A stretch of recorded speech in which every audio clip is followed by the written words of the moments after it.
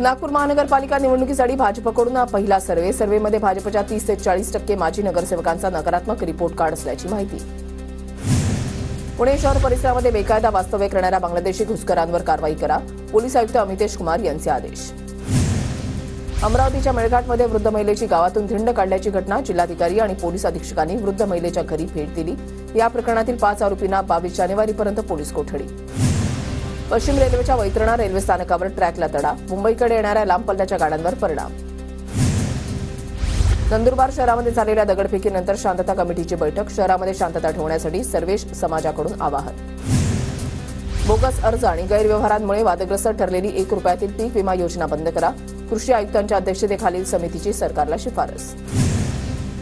पुणे बाजार समितीमध्ये बनावट पावत्या बनवून वाहन चालकांना गंडा घालण्याचा प्रकार. वाहन चालकांना टार्गेट करून 100, 120 ते 150 रुपये उकळले जात असल्याचं समोर. वनपर्यटनाच्या वेळेला नियमांचं उल्लंघन केल्यास 25,000 रुपयांपर्यंत दंड. नागपूर खंडपीठानं खडसावल्यानंतर वन विभागाची नवी कार्यप्रणाली तयार. चंद्रपूरच्या जिल्हाधिकाऱ्यांना मुंबई उच्च न्यायालयाच्या नागपूर खंडपीठाकडून समन्स. भूसंपादनाच्या कारवाईवर समाधानकारक उत्तर सादर न केल्यामुळे समन्स. कोर्टामध्ये हजर राहण्याचे निर्देश. मुंबई गोवा महामार्गावरील रखडलेल्या रत्नागिरीमधल्या अंजनारी पुलाच्या कामाला आता सुरुवात. काम सुरू झाल्यानं प्रवाशांकडून समाधान व्यक्त. चिपळूणच्या परशुराम घाटाला गॅबिंग ऑल लोखंडी जाळ्यांचं संरक्षण. पावसाळ्यापूर्वी काम करण्याचे प्रयत्न. कल्याणच्या सुभाष मैदानावरचं खोदकाम मनसेनं पाडलं बंद. मैदानाचा बळी घेतला तर अधिकाऱ्यांचा बळी घेणार, मनसेचा इशारा. पालघरमध्ये डहाणू तलासरी ग्रामीण भागामध्ये जलजीवन मिशन योजनेची कामं अपुरी. ग्रामस्थांना पाण्याची प्रतीक्षा. कल्याण पूर्व भागामध्ये आज वीज पुरवठा बंद राहणार. जाईबाई फिडर उच्चदाब वीज वाहिनीच्या देखभाल व दुरुस्तीचं काम. दुपारी 4 वाजेपर्यंत वीज पुरवठा बंद.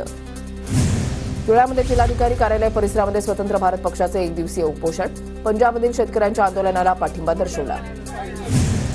बीडच्या परळी तालुक्यामध्ये पारंपरिक पद्धतीनं तूर जोडणी सुरू. यंदा तूर उत्पादनाला मध्ये वाढ. तुरीला चांगला दर मिळण्याची शक्यता.